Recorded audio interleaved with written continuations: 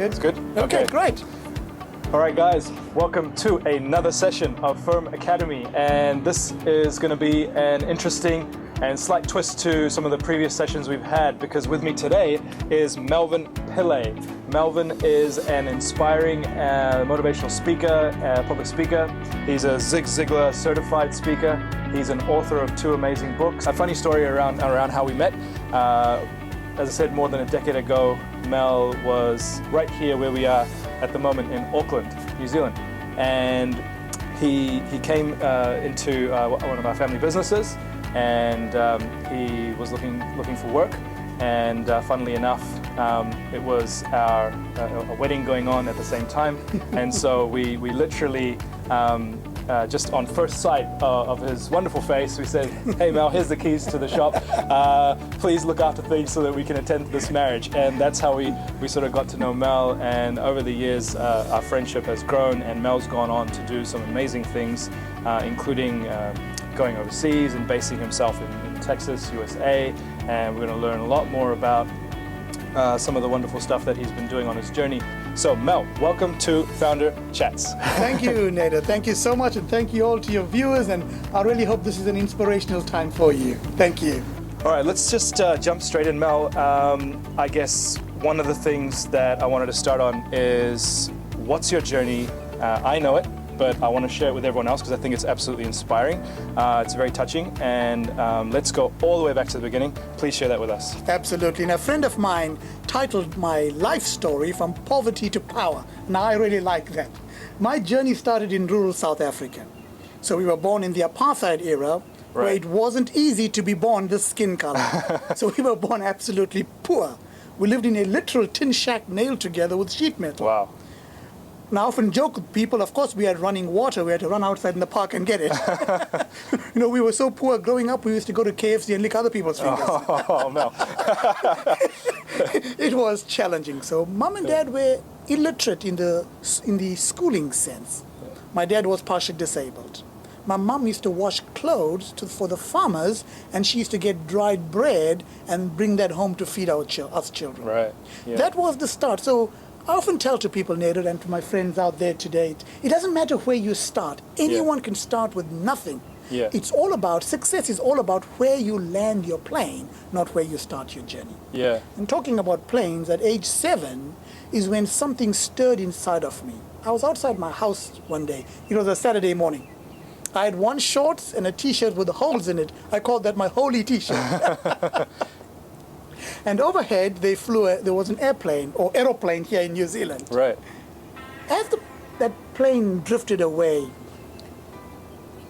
I said to myself, I said to the plane, one day I'm going to fly in you and I'm never going to stop flying.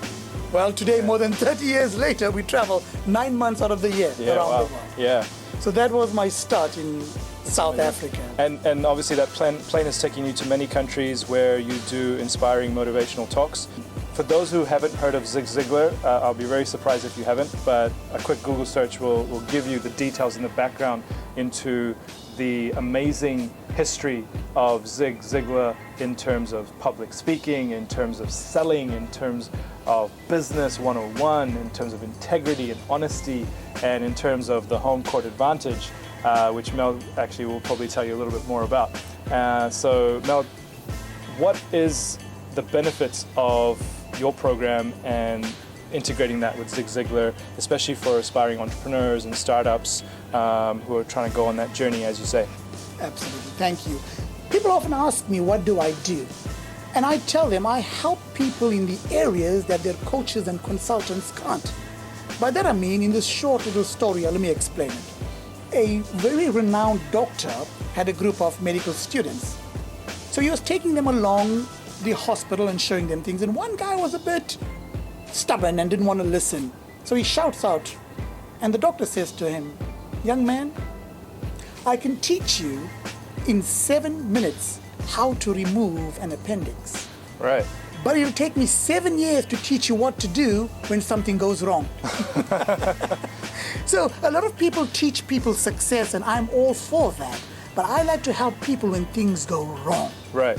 So the core and the basis of my business is helping people face their emotional, spiritual, relational issues so that they can now succeed financially. And the Ziglar philosophy is very much like that, winning at work but having the home court advantage. Right, right. Yes. And by home court advantage, for everyone's benefit, you mean?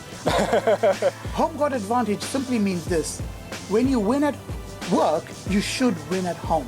Meaning your family should be around you, your wife, your kids, all supporting you. They should be happy and fulfilled, not you working and slogging and killing yourself and coming home and not having a relationship at all. When you say helping people when times go wrong, I think 90% of times startups fail and things go wrong. So what's your advice to people who are going through that journey and those experiences? Absolutely. There was a study done a good couple of decades ago, and it said in a good economy, 97% of businesses close down in the first 3 years. Right. Yeah. So my first advice is knowing that if you're going to pursue business, there is a huge degree of failure already there. Now, I'm an optimist, absolute optimist, but I believe that in business you've got to expect the difficult things and plan for it. Right. So plan for the failures. Yeah. Don't just allow failure to come and then give up. Yeah. I was talking to a group of people who had come to a conference of mine, and so it was kind of a trick question. So I said to them, how many of you entrepreneurs right here ever felt, I want to give all this up and rather go work at a coffee shop? All the hands went up. All the time. What am I doing here? Yeah. Why do I have to? Why can't I just go get a 9-to-5 job, right? And they all laughed because entrepreneurs are a different breed of people. Right. So my next question to them is, how many of you would do it? Yeah. Yeah. And not a single hand went up. None of them. So Yeah. here's the thing, Neda. We enjoy the pain. Exactly. We enjoy the pain because the pleasure is great, and simply because entrepreneurs can't help but help to solve other people's problems. That's what we're here for. Yeah. So keep track, and remember, a great man once said this. He said, it's only through perseverance that the snail reached the ark. Yeah, So yeah. persevere in your passion. Let's say you've reached that stage of growth. Let's say you're growing your company. Some people out there maybe achieved a mid-sized level company. They've got several employees under them. They've got some really good revenue. Things are starting to shape up. What's your advice for people in that category? An Olympic gold medalist would say this to us: it's easier to win gold than to maintain gold. So it's so much easier to be successful and be number one than it is to stay number one. So keep sharp, keep in track, keep your business always moving forward. Keep yourself aware of what's going around you. Do not become comfortable, because comfort kills businesses. And I think it's an interesting story because, comfort and comfort zone, it's so easy for people to fall into that space. And it doesn't actually matter if you're in business or not. You might just be an employee of a multinational company, earning, and maybe you're actually doing very well for yourself, more so than a struggling startup. But you fall into this element of comfort.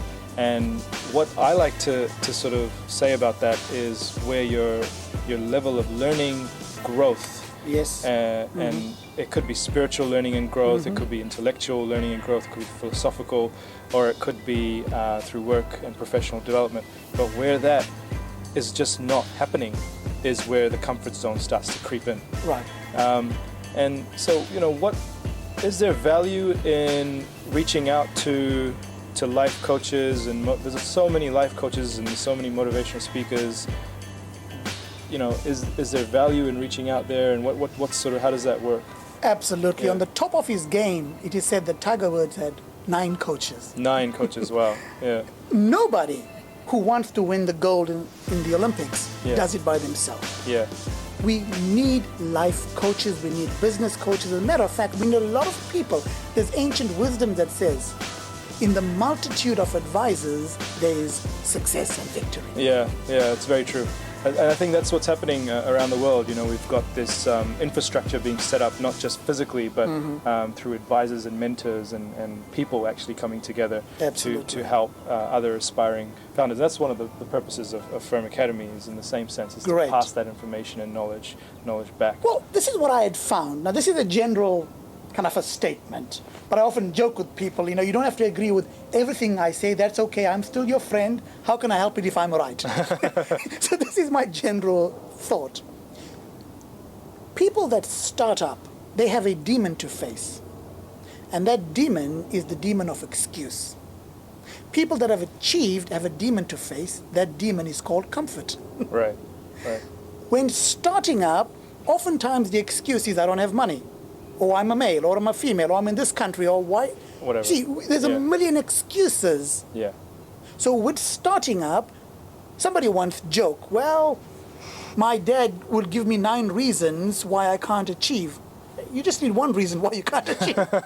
Mel, absolute pleasure having you. Thank you for joining me in the session, and thank you for sharing amazing and abundance of knowledge and wisdom and advice and life coaching. Check out Mel's books online, and you can get in touch with him direct at melvinpillay.com.